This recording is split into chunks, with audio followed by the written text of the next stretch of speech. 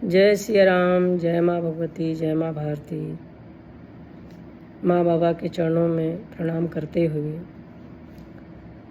मैं कुछ शब्द के साथ उपस्थित हुई हूँ।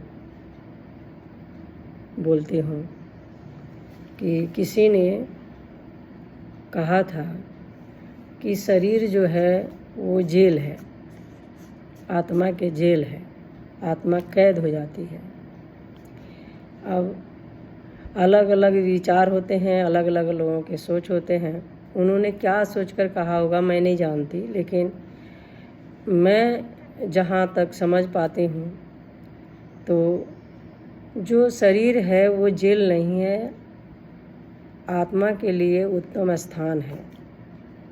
एक स्थान मिलता है जिसमें आत्मा सुरक्षित तरीके से रहती है। ये किराया का घर है और इसको बढ़िया से रखना हमारी जिम्मेदारी होती है। ये जेल नहीं है, उत्तम स्थान है। और यही शरीर है इंसान का, जो इसके द्वारा हम बहुत अच्छे अच्छे काम कर सकते हैं। और धरती पर जो भी हुआ है, जो भी किया है, इंसानों ने ही किया है। जो भी आविष्कार हुआ है तो धरती का जो भी गुण है उससे सारे चीज़ों को और सारे व्यवस्था को इंसान ने ही बनाया है। ईश्वर के आशीर्वाद होते हैं और उसी आशीर्वाद के सहारे इंसान सब कुछ करता है। अब कहा जाता है कि परमात्मा ही अंदर बैठा है, बाहर भी है। परमात्मा अंदर नहीं होता। परमात्मा तो आत्मा से परे होता है। आत्मा जो है वो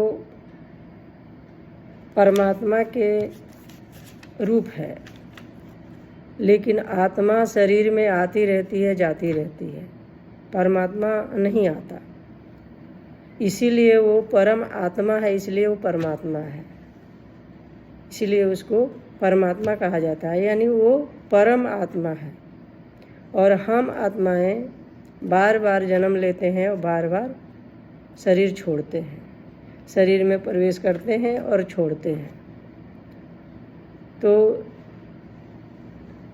एक उत्तम स्थान मिला है शरीर इंसान